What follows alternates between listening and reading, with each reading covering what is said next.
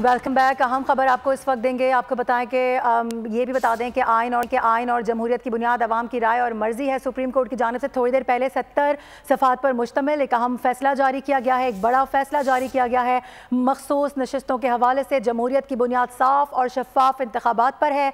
तफसीली फैसले के कुछ चीदा पॉइंट्स हैं, अहम नुकात हैं जो कि इस वक्त हम नाज़रीन के सामने रख रहे हैं। पाकिस्तान तहरीक इंसाफ को मखसूस नशिस्तें देने का हुक्म दिया गया है। ये तहरीरी फैसले में वाज़े कर दिया गया है आइन या कानून सियासी जमात को इंतखाबात में उम्मीदवार खड़ा करने से नहीं रोक सकता।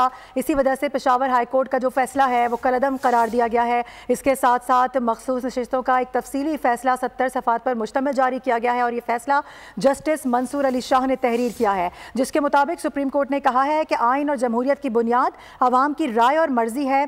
अवाम को इसमें बालातर और उनकी राय को बालातर रखा गया है। उनका वोट ही सब कुछ है। अवाम के वोट का हक उनको दिलवाने की इसमें बात की गई है। जमहूरियत की बुनियाद साफ और शफाफ इंतखाबात पर होती है। इसी हवाले से हम बात कर लेते हैं। जुल्करनैन इकबाल हमें ज्वाइन कर रहे हैं। उन्होंने इसी खबर से मुतालिक हमें आगाह किया था। जुल्करनैन, अब से थोड़ी देर पहले भी आपसे बात हो रही थी, उसके बाद हमने मुख्तलिफ कानूनी आरा भी ली है, जिसके मुताबिक अभी ये देखा जा रहा है कि इलेक्शन कमीशन के पास एक अहम ऑप्शन है कि वो रिव्यू दायर कर सकता है। और फिर जो हम देख रहे हैं कि एक कमेटी, जो खुसूसी कमेटी बना दी गई है अब जजेस के हवाले से, उसमें इस फैसले को चैलेंज किया जा सकता है। बताइएगा आपके पास क्या डिटेल्स हैं?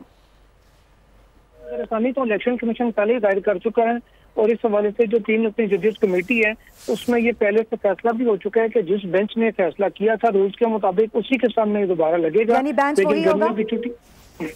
जी, बेंच वही 13 रुकनी ही होगा। ये कमेटी पहले से इस पर फैसला कर चुकी है, जिसके मीटिंग मिनट्स भी सुप्रीम कोर्ट की वेबसाइट पर जारी हो चुके हैं और इलेक्शन कमीशन के रिव्यू भी उसी में शामिल है।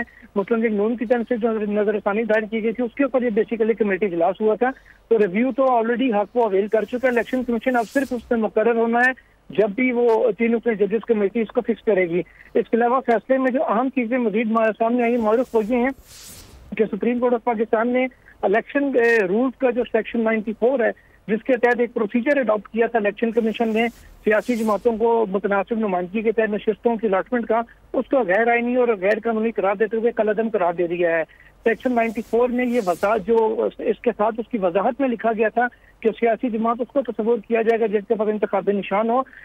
सुप्रीम कोर्ट ऑफ पाकिस्तान का कहना है कि आइन के आर्टिकल 51(6) में और इलेक्शन एक्ट की सेक्शन 106 में ऐसी कोई पाबंदी नहीं लगाई गई, तो इलेक्शन कमीशन रूल्स में अपनी तरफ से सियासी जमात को सिर्फ इंतखाबी निशान ना होने पर मजीद सजा नहीं दे सकता, इजाफी सजा नहीं दे सकता। इसलिए ये रूल की जो एक्सप्लेनेशन है और जो सेक्शन 94 है रूल्स का, इसको गैर आइनी और गैर कानूनी करार देते हुए कलअदम करार दे दिए गए। इसके साथ ही साथ सुप्रीम कोर्ट ने बल्ले के निशान का जो सुप्रीम कोर्ट का फैसला था और जो इलेक्शन कमीशन की कार्रवाई थी उसके ऊपर भी तहफ़्फ़ुज़ात का इज़हार करते हुए कहा है कि सुप्रीम कोर्ट अगर बल्ले के इंतखाबी निशान वाले केस में पार्टी के सियासी जमात के जो हुकूक है उनको वाजे कर देती तो कंफ्यूजन सिरे से पैदा ही ना होती। इलेक्शन कमीशन ने भी जो बतौर सियासी जमात पीटीआई के हुकूक के इंतखाबी निशान वापस किए जाने के बाद भी उसके ऊपर भी अपनी जो आईनी कानूनी पोजीशन है वो वाजे नहीं की और अदालत और इलेक्शन कमीशन को ये मद्देनजर रखना चाहिए था कि इंतखाबी शेड्यूल जारी हो चुका है और इस तनाजुर में लोगों का राइट भी क्रिएट हो चुका है कि वो मखसूस किसी सियासी जमात को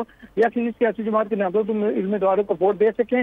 ऐसे इस सिलसिले में जो सिर्फ इस वजह से कि इंटरनल एक मामला था पार्टी के इंतखाबात ना करवाने का, उसके ऊपर वोट के बुनियादी हक को किस तरीके से तरजीह क्यों नहीं दी गई, इसके ऊपर अदालत ने अपने फैसले में तहफ़्फ़ुज़ात का इज़हार किया और कहा है कि क्योंकि बल्ले के निशान का मामला अभी ज़ेरे इल्तवा है, नजरसानी से तहरीक इंसाफ की तरफ से दायर की जा चुकी है, इसलिए मुनासिब होगा कि इसके ऊपर मजीद जो कोई भी तबसरा है वो ना किया जाए।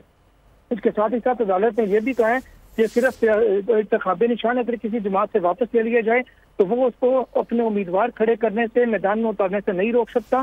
जो सलमान अकरम राजा ने दरख्वास्त दायर की थी इलेक्शन कमीशन ऑफ पाकिस्तान में इंतखाबात से पहले कि फॉर्म 33 जिसमें उम्मीदवारों का नाम शामिल किया जाता है उसमें उनको तहरीक इंसाफ का कैंडिडेट दायर किया जाए, भले उनका इंतखाबी निशान कोई भी हो।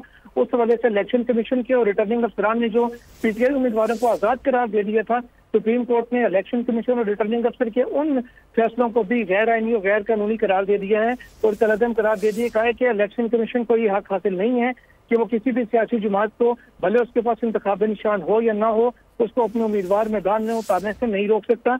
भले इंतखाबी निशान सबके अलग हो लेकिन वो कैंडिडेट मुतलका पार्टी के ही होंगे जिससे वो अपनी पार्टी का वाबस्तगी जाहिर करेंगे या जिस पार्टी का वो टिकट देंगे। तो ये अब तक की अहम पेशरफ्त है जो सुप्रीम कोर्ट ऑफ पाकिस्तान की जानिब से जो तफसीली फैसला है उसके अंदर सामने आई है। ठीक है, सब्सक्राइब करें और बेल दबाएं ताकि कोई खबर रह न जाए।